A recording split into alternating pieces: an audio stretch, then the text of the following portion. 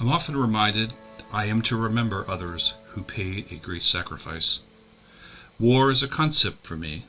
I can safely say others suffered, so I do not know and do not have to know what they knew. And yet my compassion invites me to remember in a way what I have in common with the young men who went away. Even those who returned did not return. In an effort to go to a painful place, I imagined a person, Cecil Johnston, a young man from Hantsport, Nova Scotia, whose dad was a woodsman for the local pulp and power company. These 5 letters home to his mother are what I imagined to be the loss of innocence and the development of post-traumatic stress disorder, long before we had a label. Although Cecil is fictitious, the decay and struggle is not. Fall, 1915, England. Dearest Mother, I hope this letter finds you in the best of health and spirits. After a tedious 4-day journey across the Atlantic, I've finally set foot in England. The spirit here is high, and everyone speaks of the war as if it will be over in a blink. They say not more than 6 months, and I'm inclined to believe them, given Britain's might. I've met some fine fellows, Albert from Regina, Saskatchewan, and Jimmy from Campbellton, New Brunswick. We've become good friends, and we share stories from our families and dreams of returning home. It's comforting to have companions from back home, though none of us can replace our families. Please tell Father I often recall his days in the woods when the Pulp and Power Company, and those stories now bring me strength. I'm confident, Mother, that I'll be back in Hantsport soon. Until then, I'll write often and look forward to your letters. With love, Cecil.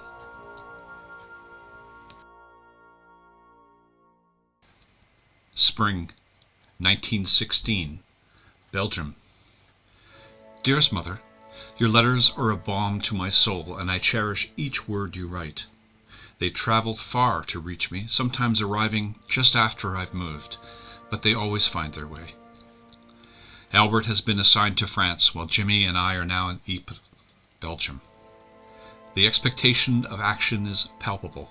The winter was brutal, and the tales from the front are nothing like what we imagined. They're darker, more real. I must confess, Mother, there are moments now when I question my eagerness to be here.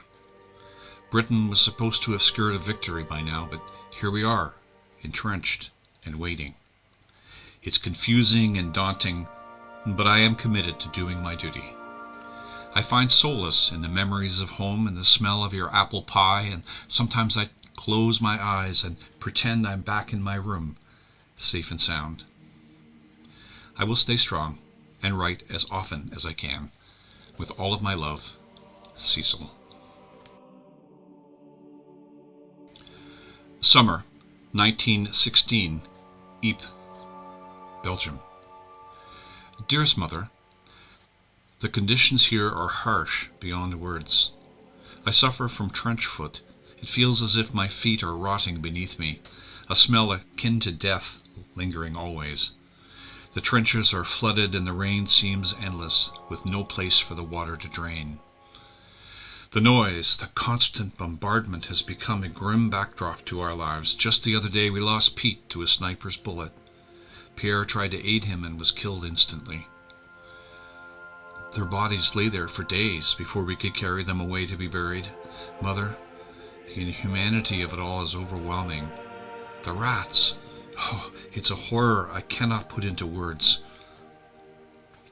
Yesterday I saw Sergeant Bill's face go white as he read orders from headquarters.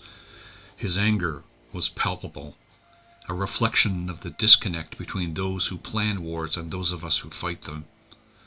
I feel a growing sense of despair, Mother, a chasm widening between the war as a concept and the brutal reality we live every day. I cling to your letters, Mother.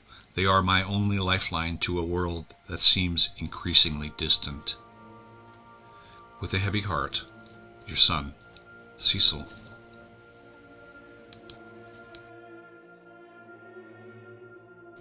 Christmas, 1916, Ypres. Dearest Mother, this Christmas in the trenches is far from any festive spirit. We tell stories of Christmas in 1914 when the Germans and the English played soccer, a moment of humanity in this madness. Mother, that moment of humanity scared the officers. Our desire for peace became stronger than our desire to fight, so the stories are now meant to motivate us to hate so we can keep fighting. By now, after the introduction of chlorine gas, any sense of camaraderie has vanished, replaced by a deep-seated mistrust and hatred. I'm struggling, Mother. The innocence I once had when I was in Hantsport has been shattered, and I realize that even if I return, I can never truly come back. The Cecil who left Hantsport is gone, replaced by someone I barely recognize. I no longer see a future in the woods, and I'm preparing myself for the possibility of not just a physical death, but a spiritual one as well. The God I believed in seems absent in these trenches. I wish I could protect you and everyone at home from these horrors. Please remember me, but do not see me as a hero. This is not heroism. It's survival at its most primal. With a heavy heart, your son, Cecil.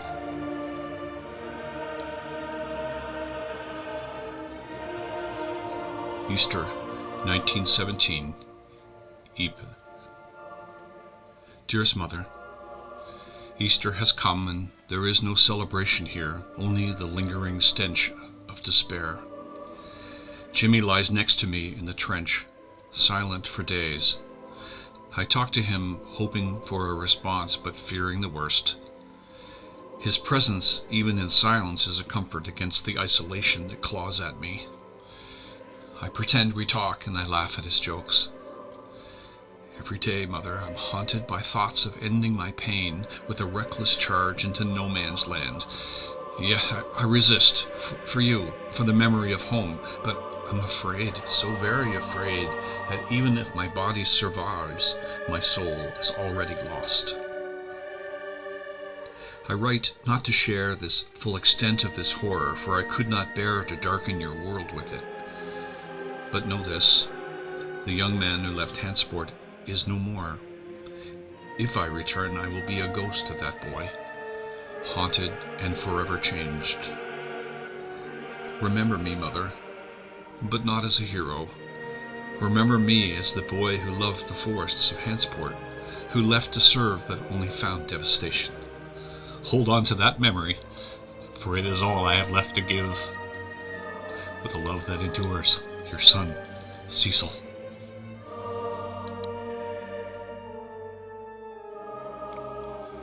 The Dominion of Canada, Office of the Minister of Militia and Defence, Ottawa, August 31st, 1917.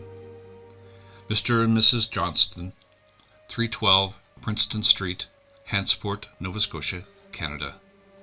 Dear Mr. and Mrs. William Johnston, it is with a profound sense of regret and the deepest sympathy that I write to you on behalf of the Dominion of Canada and the Canadian Expeditionary Force.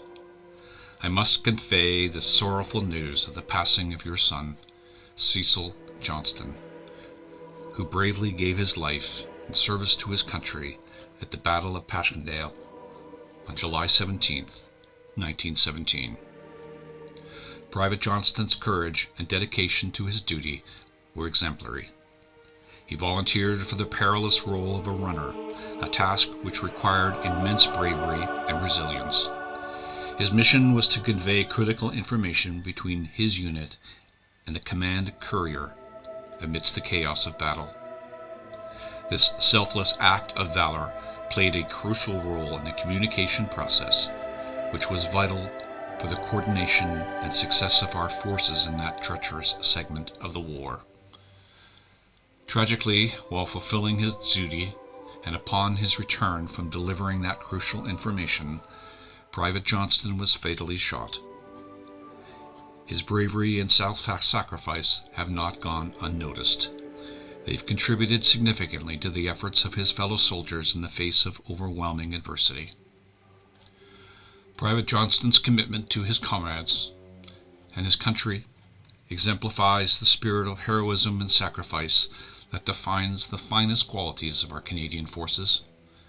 He is to be remembered as a true hero, one whose actions under the most dire of circumstances reflected the highest ideals of service and patriotism.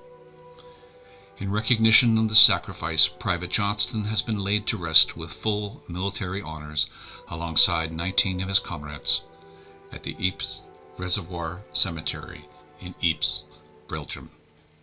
This hallowed ground, where so many of our bravest sons rest, will forever be a testament to their gallantry. We understand that words can scarcely console you in the face of such irreplaceable loss.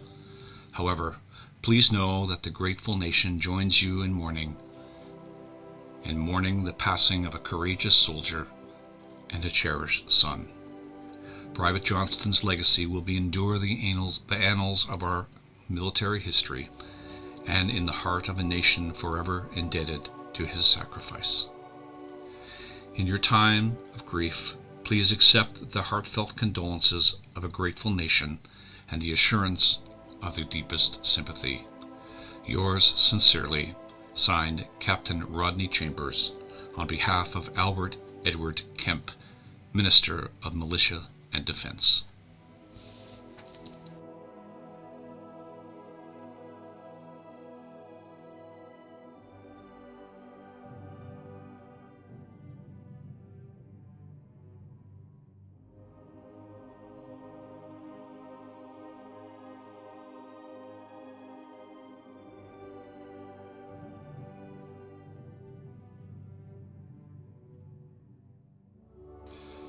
In the heart of the trenches, where the rain never ends, Cecil writes to his mother, where the war transcends.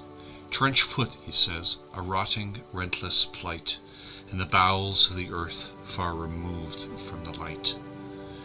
The rain, like a mourner, weeps without cease, in this labyrinth of sorrow where comforts decrease.